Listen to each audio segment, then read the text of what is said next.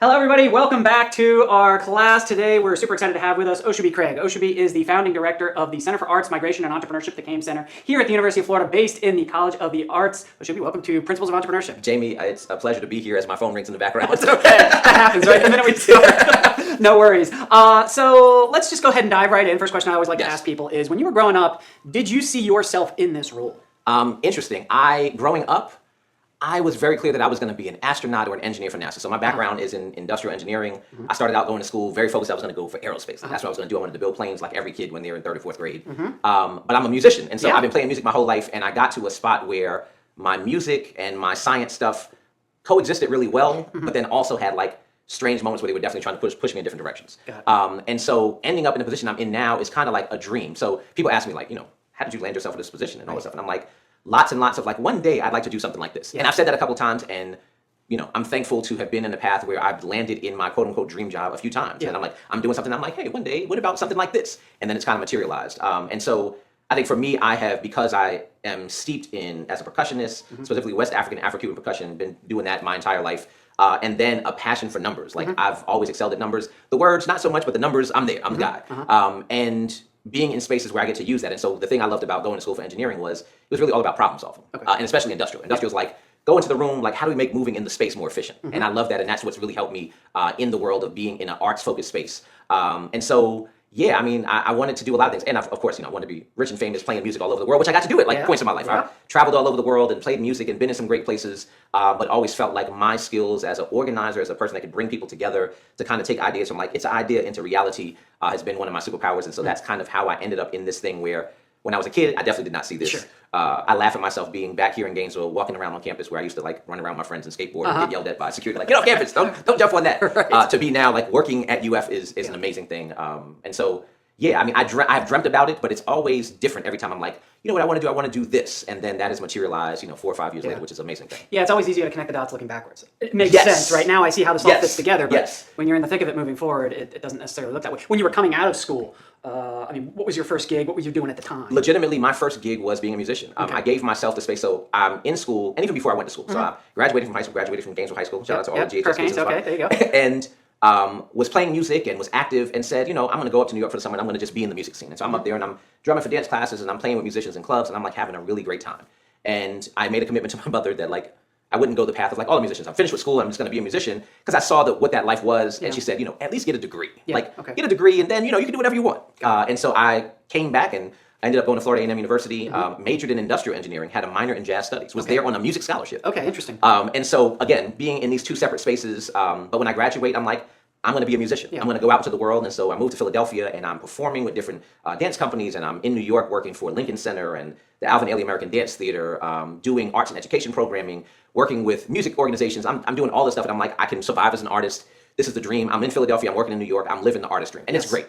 And really my training up until that point as a problem solver was really helpful and a way for me to just walk into spaces as a professional and even not knowing some of the stuff I needed to know, but just with an approach of like, come into the thing, like present yourself, have a portfolio, have business, like basic simple things that separated me from a lot of the other musicians that were out there. And doors just started to open and open. And it was great. And, when you're young and there's not a bunch of bills and, it's a time in the world, I'm like, yeah, let's do this. Low risk. And it was great. It was an experience that I'm so thankful that I had because now working with artists, there's a certain level of their experience that I understand because I've lived it. You connect with it. Yeah, and I'm thankful for that. But that was my first gig was really, and it wasn't just after I got out of school. Even when I was here in high school, I was still teaching drumming and playing gigs. Like music has always been a pathway to not only provide experiences, but also provide some dollars so I can survive. Yeah, and you're following your passion. I'm talking about it all the time about, identify what your real impact statement's going to be and find ways to make it work, right? Yes. I mean, there's a great book out there, The Monk and the Riddle, The Art of Creating a Life While Making a Living. And what he basically in the book is talking about is, look, find what you love, find a way to make a living at doing it. You'll probably be happy, or maybe you don't make $1 million, but you'll make enough that you're just super comfortable and you love what you're doing. Jay, I'm going to jump on that. One of the things that I realized, and I had a conversation with a colleague of mine just a few days ago,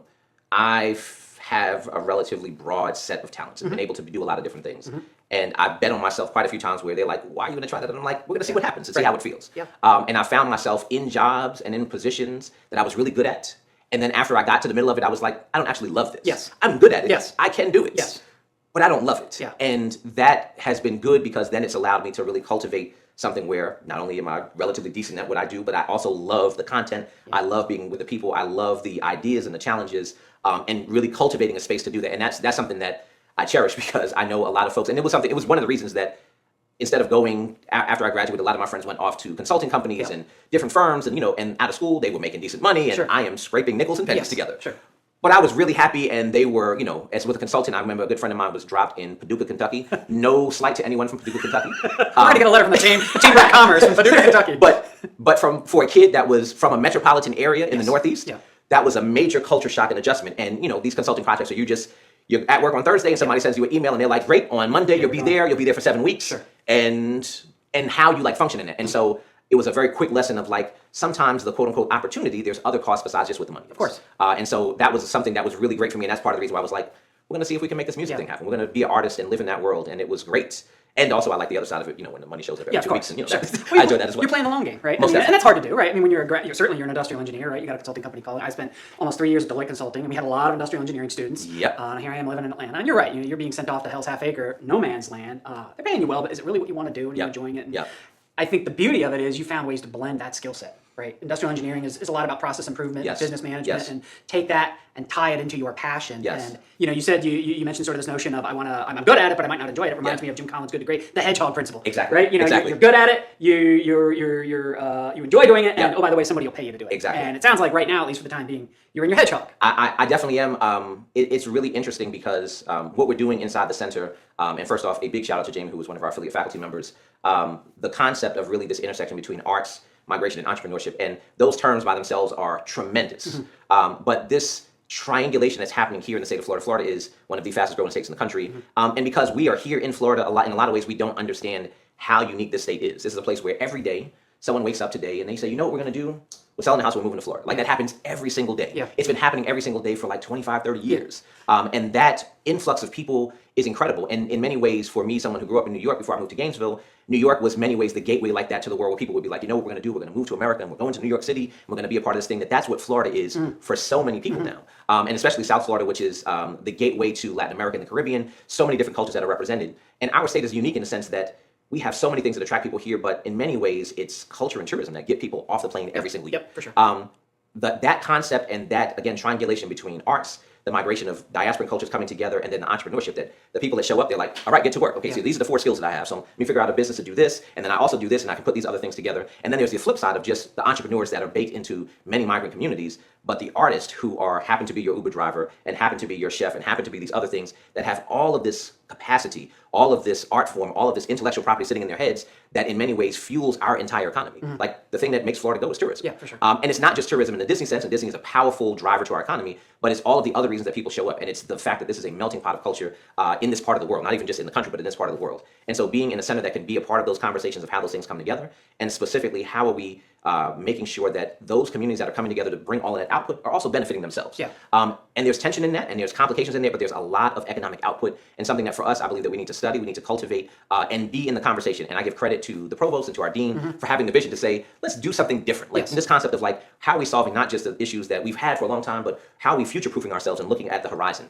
And that is the hope that we're doing inside of CAIM. And I think that that type of thing requires the ability to kind of move and be comfortable in a lot of different spaces. And so I love it. It's been, we're coming up on our second year since launch. Hard to believe. Exactly. And it feels like so much stuff is happening. It does, for sure. Inclusive of, what's a great idea? You should launch a research center right in the midst of a pandemic. It's going to be amazing. Absolutely amazing. But in that, we've done a lot of Zoom as our faculty, our affiliate team. But in that is taking that and still seeing opportunity in that. Because at that point, then we can decentralize the concept of space in place. We can gather as a group and not ever have it been in the company of each other as a body.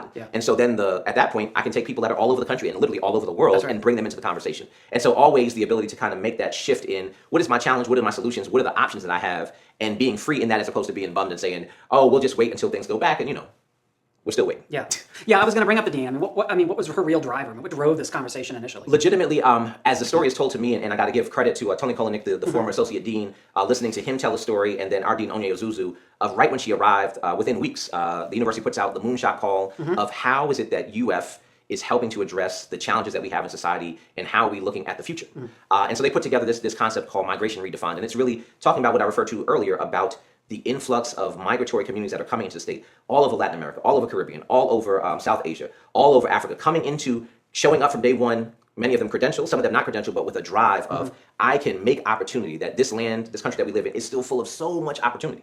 And coming in with that mindset, and at the forefront of it, many of those folks who are artists, not even putting their art to a side to a certain extent and being like, I'm going to do these things so I can establish myself, which is what everybody's looking for. But for us, we believe that there's so much other greater output that exists when you're talking about pulling out what artists have to contribute to communities. And one of the things that I think you and I talked about early on is this concept that in many ways, like for Gainesville as a community, we have this rare thing of we're a smaller community, but we have a really diverse base, obviously because universities, we have people from all over the world that are here.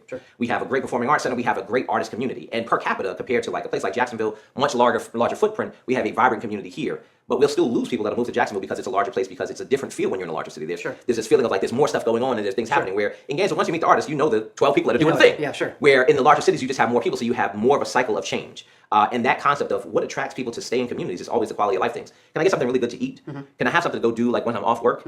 And then like, what does it look like for me to get into the other aspects of human experience? Like, is there great music? Are there great museums? Are there things for me to take the kids to? All of those things, in many ways, are variations of what we look at in this kind of constellation of things that we're talking about inside of Kane. Music, folkway, food traditions, heritage, culture, that all of those things, there's economics tied to it. For sure. And so that concept of that's what is kind of the stickiness that gets people to come to a community and say, this is it. I have all the things that I need here. I can get some great Thai food. I have a fantastic Indian spot. There are amazing music festivals here. There's a great arts festival. We have so many stuff for the kids. We're here. This is where we're going to be. That is showing up in so many small communities. Paducah included. Exactly. Paducah included.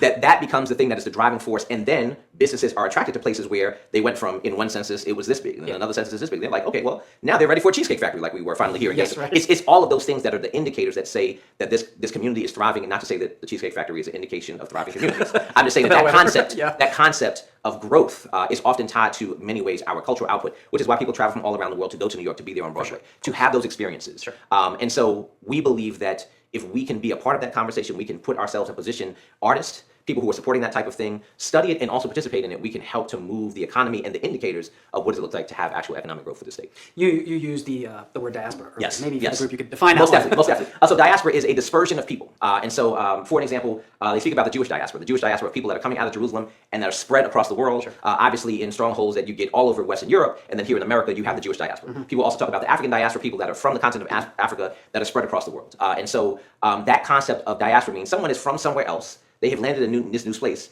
and when they're doing that, they are often trying to acclimate to where they are and then also rebuild the things that are important to themselves, to their cultural identity in that same space. So that's why you go to places and you have like clusters of people. Like you show up, if you're in South Florida and you're in Pompano Beach, there are a couple streets you can turn on and you're like, I see all these Brazilian flags. Everyone's speaking Portuguese. Like, it's because you've had this concentration of people of a similar culture gathering around. And then you get food that comes along with that. And then you get music that comes along with that. And you get all these things that happen with it. And so we talk about diaspora as a general concept because that means that you have migrants that are showing up in new places. And whenever people get into new places, there is a remaking that develops of, well, how am I going to get the spices that I normally get to season my food? How am I going to do the festival that we normally have? Who are the other people that are in this area? That building of community that oftentimes happens, there's so much richness that comes from it. And in many ways, most communities where you find those, the Greek festival and the International Festival, like when you have those things happening, those are like major events for people that are not a part of those cultures. That's right. Like they're like, oh, we're going to the Greek festival. It's going to baklava for everybody. It's going to be amazing. Sign me up. My favorite. So that concept we think is important, and not even that we think is important. The numbers bear it out. And so we want to be engaged in that process. We want to be in that flow. We want to track how it's happening so that we understand it and we can cultivate it for the benefit of the people who are developing those things and for the communities that they're in. Sure, and for the community, I mean, it's an influx of new ideas and perspectives. Yes. And we talk all the time in our creativity courses about you want different perspectives and unique insight, and that's how you come up with new, non-obvious, new, novel, unique ideas. It's funny you say that. When I sent you the email, I asked the question of like, what are we going to talk about? And you said, think about a book. There's a book that I want to shout out specifically right now. It's called Sparks of Genius. It's written by a husband and wife team, and it's 13 explorations on creative thinking. It's a book that I got a long time ago that I looked at the thing, I was like, man, this was 20 years ago. This is incredible. Wow, okay. But this concept of creativity, and for me as a musician, as an artist, and then also as an engineer, I think creativity is the thing for entrepreneurs. That is the thing to focus on. The book really explores the concept of it's not necessarily about the end result, but it's about the process. And if you can refine your process around being creative, you can generate a lot of different things. And so it explores Picasso going through this activity of trying to draw, I think, a bull with like 7 lines. And the thousands and thousands and thousands of iterations it takes for him to accomplish this. But in that concept, he builds a language around how I can present an idea with minimal information.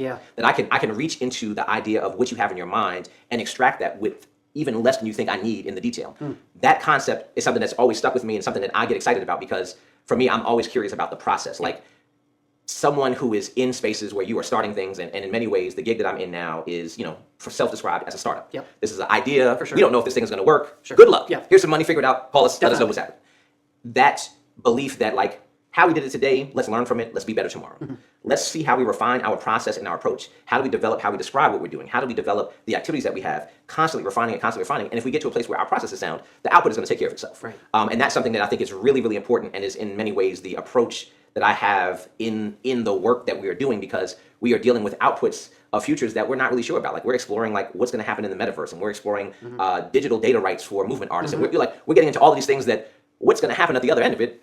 I'm not sure, but we know that if we move with a sound process, the output in many ways will be strong. And even if the first version of the output is terrible, that if we are committed to the process, the second, the third, or maybe the 35th one is the one that we're trying to get to. Yeah, willing to learn along the way, pivoting and being flexible. And I always tell everybody, your first idea is always wrong, but you got to take the first step. Exactly. You got to start moving. Exactly. And you're right. If you're moving with the right process, and in our class we call it the entrepreneurial mindset, then you're prepared for whatever comes along.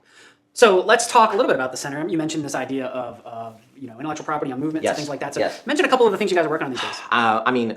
So in short order, that's really the superstar that we have. So we have a maker in residence, another incredible kind of groundbreaking process of like have a center, but then have somebody that's going to spark, for the lack of a better term, ideas, projects, programming, be a liaison to faculty members, bring other people in. So Kudus Onikeku, world-renowned choreographer, creative artist, organizer. Really, really, in many ways, Kudus' superpower. I just coming back from New York, seeing the U.S. premiere of his piece, is bringing people together around an idea and really transforming space, transforming ideas in that process. But Kudus comes here saying, there's an issue that we have in this data-driven world that we're in.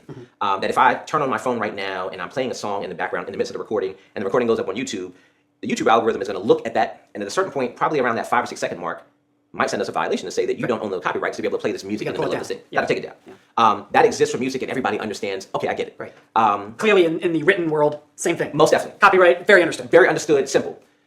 In this country, and really around the world, dance is kind of the thing that's been left behind. And not dance in the concept of I go to the Performing Arts Center, I see a company on stage, they perform, I recognize the piece, they've been here 4 years ago, I see this again, I love it. They're there for the Nutcracker, Alvin Ailey is there.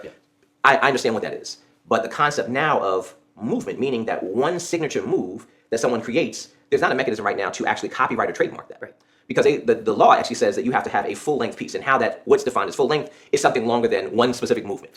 So that within itself is like, okay, well, big deal. But then in the digital world, there's some video games, and I will not call out the name specifically right now, that literally sell a dance move for an avatar in a game for real money. That I may have created. Exactly. And they're taking advantage of. Exactly. And so once you cross into that, now you've taken effectively my intellectual property, I've created this. You put it on this avatar inside of the game, someone has paid you for it, and they're like, so thank you for your support. Well, what about me? The law says that you can't copyright just a move. You have to do a dance. And this is not a dance. This is just a move. So let's keep it simple. These kids probably don't know this, but the moonwalk, Michael Jackson. Exactly. Probably in my generation, one of the most famous moves. Although I know there's probably many other dance moves I don't know about, but he creates the moonwalk, and now we have a video game that's saying, hey, you can make your avatar moonwalk when he crushes somebody's skull, and now he's happy. Exactly. And monetizes that activity. That's right. So now, in our day and age, the concept of TikTok was foreign. Like, it was MySpace and then Facebook. So now you're at TikTok where people are making dances to put on TikTok to explicitly have them go viral.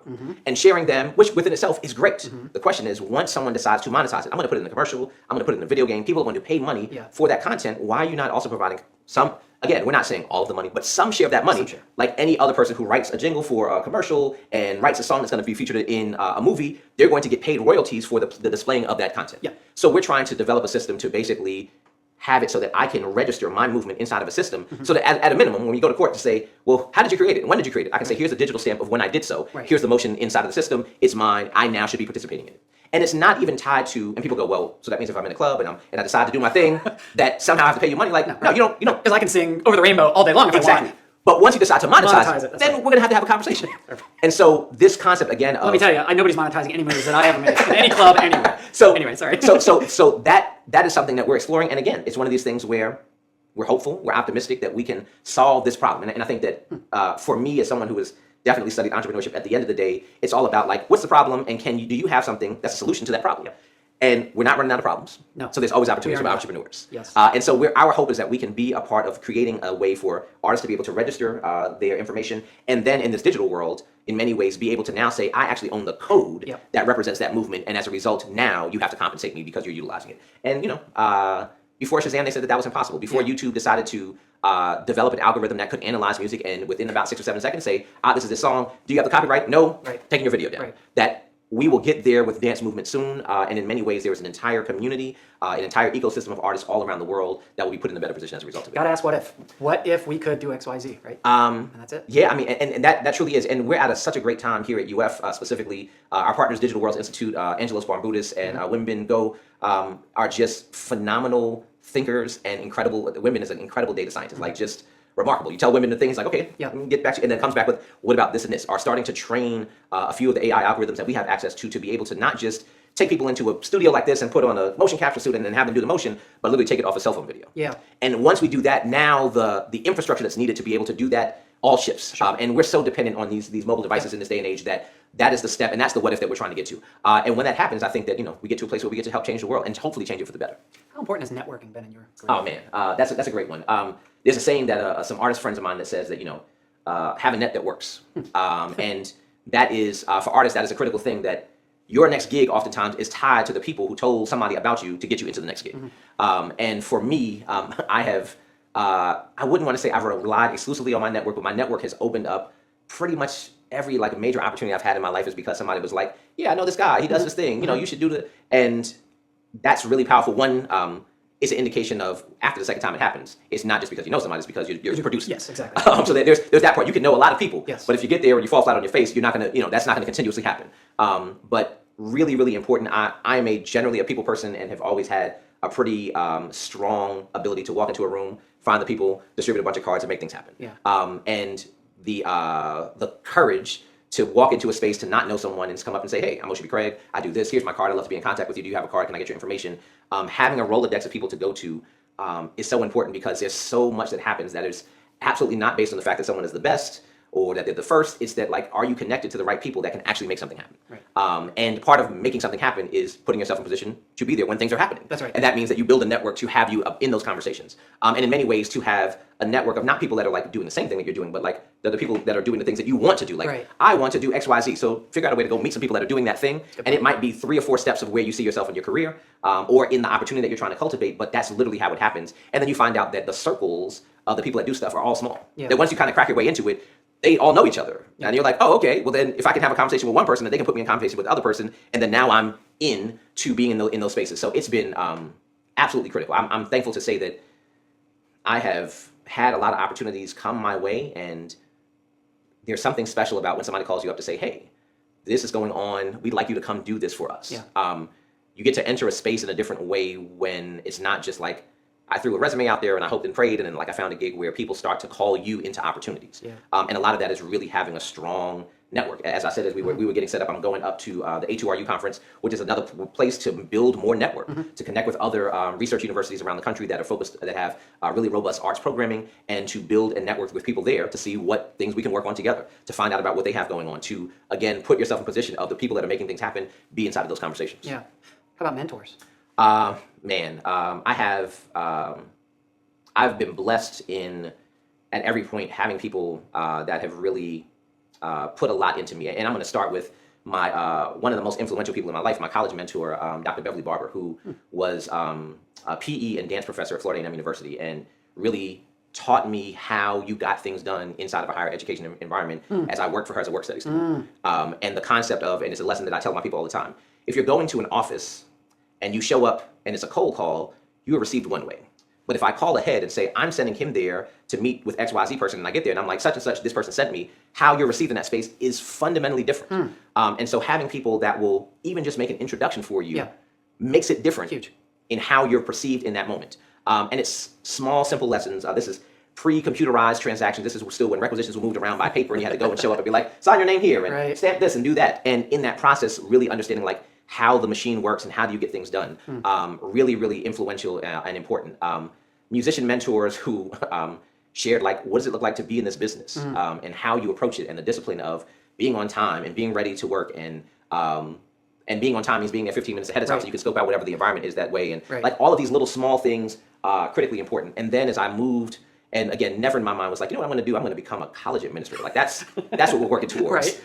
Never ever thought that I was going to be there, but was working and doing arts related things in a higher ed space and then realize this is a really sweet spot to be in because one, you're around amazing young people who in many ways are having their minds opened up to the programming that you're bringing in. So that's a powerful thing. There's a cycle that keeps to a certain extent keeps us young because there's always new people, there's always new energy. And in many ways we're learning from the students because they are coming in, teaching us along the way. Yeah, for sure. And in that, having mentors who in many ways helped me to see like, I've been in this 20 years, this is what you need to think about, this is what you need to do. And I was like, I'm not staying in this, I'm gonna do this for a couple of years and I'll go off and do something else.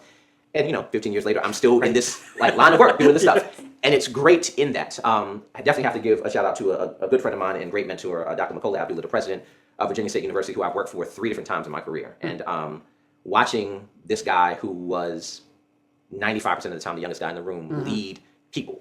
And for a long time in my life, I'm like right at the point where now I'm looking at some of these faculty members like, you're definitely younger than me. But for a long time, I was the youngest guy dealing with people who were more credentialed and had all this experience, and I was the go-to on some aspect.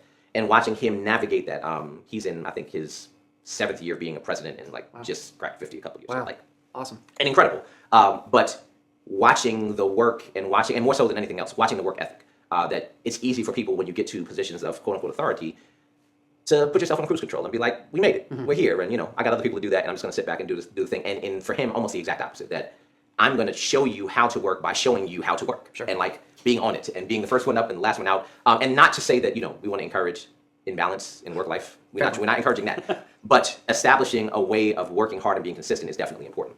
And so having him as a mentor has been an incredible opportunity. It's grown me in a lot of ways. It's a lot of the things that we used to say to each other, he used to say to me, I say now to other folks, and pass on to other people who are also coming up and call me to be like, how do I do this? And I'm trying to do that. But mentorship is critical, and always important that you are looking to figure out, well, who is the next, and almost having your mentor connect you to like, all right, I've given you the stuff that I can give you. Right. Now you need to go find XYZ that's going to do this for you. That'll help you go to that next level.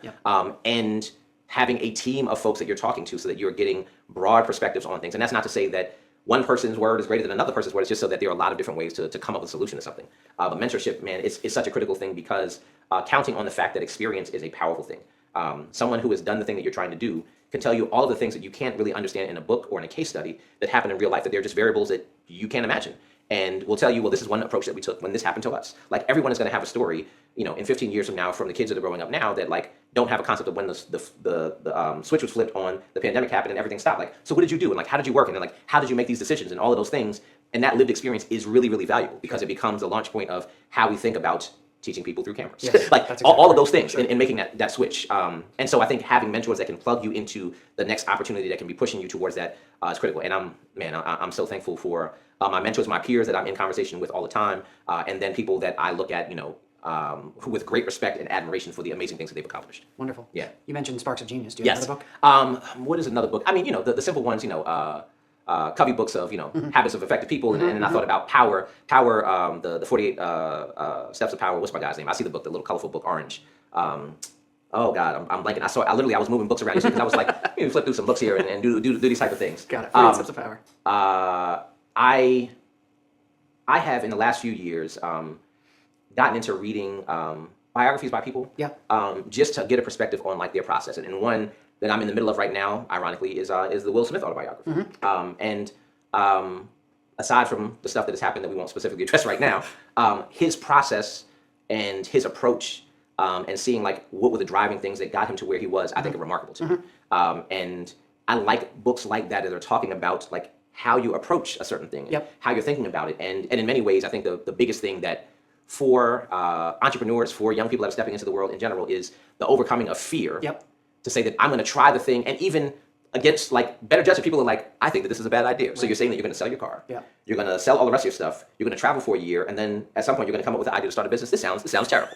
And for the right person, that's exactly what you need to do. Yeah, for sure. Because then you can go and see something that you haven't seen before that becomes an inspiration for you to change the world. And so I look at that. And so I spend time, trying to find articles and trying to find things that like give you that little moment of like a little peek into how somebody came up with that. And so, currently the Will Smith thing has been really, really exciting for me. But I literally spent last night almost starting to go back into the Sparks of Genius because I was like, this is such a magical thing. And to me, it's the exploration of creativity, the exploration of process, and things like that you can find inspiration into me. I think is really where I really want to lean into and find a space on. And so now I'm like, I get random people send me like a blog, or they send me a podcast to listen to, and it's so disparate all the time that I'm like, this is interesting. And then I kind of like drop into another thing. And I'm like, I'm reading an article in the Times, and okay, now I'm reading something in the Washington Post. And now I'm on there's a podcast that one of my friends sent me, Earn Your Leisure, where they're talking about like different ways around wealth management and building. And then like I'm looking at stuff on like emergence in crypto and like how we can take music and turn it into NFTs. And like so my stuff is like super diverse. And in the technology age, I have not stepped into as many books where now, like summer road trips, I'm like, let me get a audiobook, listen to that while I'm rolling. But this is one thing that I wanted to say is that I think one of the things, especially for everyone, but I'm going to specifically focus on younger folks, is that the world is literally at our fingertips. Like you can pull out a phone and you're like, tell me this. Yep, absolutely. But the difference that we had in many ways in dealing with libraries and dealing with like having to go and source all of this information is that you had a lot of curation that happened that like took you to like one spot and gave you some perspectives and some guide rails on like, you could think about it like this. And not to say that you couldn't go and find these other sources of information. But I think we're in a space now where there's so much access to information that the curation aspect of things is really lost. I think back, I had a long conversation with somebody around Time Magazine's role and Life Magazine's role and Business Week and Newsweek, all of these magazines and publications that nowadays people, they'll check it out, but it doesn't have the same weight that it had before. But in those spaces, you got people who were thinking about different topics, curating different interests, and providing you their perspective. Even if you disagreed with it, you got some level of curation around a specific subject matter. And I think that loss that we have now makes it even more difficult for a lot of our folks to figure out, like, where should I be looking to try to bring information into, number one, my ecosystem, into my thought process, and then adapt that. And so one of the things that I've been thinking about is concierge for these type of subject matters that can help build a reading list around something and can help give you a watch list of like, here are the 7 movies that you should look at that's going to talk about like technology and the implications of it. Like those type of things so that it is not as disparate as it is now and in many ways overwhelming. Yeah, that's a tremendous amount of information. Just, it's all there, but sometimes all is too much. Yes, no, I agree. Yeah. Artificial intelligence, maybe. Man, yeah. Let me give my plug as a somewhat unwilling and willing participant in the AI thing. So yes, as an engineer, I have great appreciation for every technological advancement, and I also then fear like, at what point are the machines going to rise up and we're going to be fighting iRobots? I deal with that tension every day. Like I grew up on Terminator. I'm very clear that there's an outcome at the end of this. I was thinking Maximum Overdrive. So I'm going way back. I'm like, there's a clarity around maybe too much. Yeah. But in that, I think the thing that is exciting and why for all of the budding entrepreneurs out there, there's still always going to be people that you're going to need to help solve problems. They're going to still be the necessity more than anything else. And I had a conversation with Kamal Sinclair. Kamal was at the World Economic Forum a couple years ago. One of the VPs for Samsung leans forward and says quietly to her, like, 80% of these service jobs, they'll be obsolete in about 8 years. Right. And she explicitly says, when I say service jobs, I mean lawyer. I mean accountant. I mean service jobs. That the people that we're going to need are the people that are the creatives that can take the tool and then do something that we have not thought about with the tool. And so in many ways, be encouraged that sitting and studying and understanding the entrepreneurial mindset, that you are putting your space in being a part of that problem solver, creative solution maker that is going to not ever stop. Because the tools are going to get better. But they're going to also open up other problems. Yes, of course. Right. And we're going to try to figure out, well, how can I do a little bit more with this tool? And how do I remake the tool? And how do I repackage the tool so that this device that is in my pocket is literally better than the entire computer lab that I was in when I was in school. Of course. Like it's almost inconceivable in my brain what I can do with this, that we were like one day, like in the science fiction, I'll be able to like have a video conversation and then scan something and find out the price of it and then see that this is this table that I like. I can take a picture of it. I can go buy one of those at Target right now. Like all of that is possible all from this one device.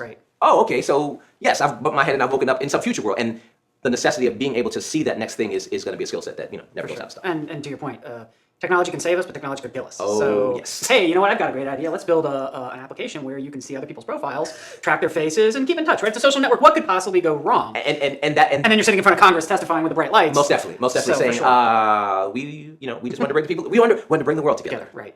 For sure. Anything can happen. Okay, we're up against our time limit. So, final piece of advice, student entrepreneurs out there, what would you tell them?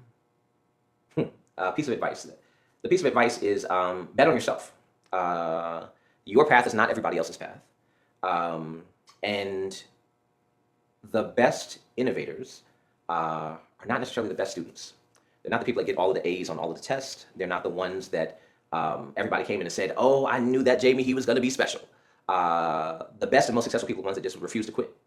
And so if you can commit yourself to the path, in many ways, the rest of it will take care of itself. The difference between the ones that get it done is they just refuse to quit and not take no for an answer. And that's the other thing is that people are going to tell you no. You're not actually trying to find everybody to say yes. You just want to find the right one to say yes. And so Yeah. It's like dating and marriage. With that, Oshubi, pleasure. Thank you so much, David. This was great. See everybody next time. Have a great one.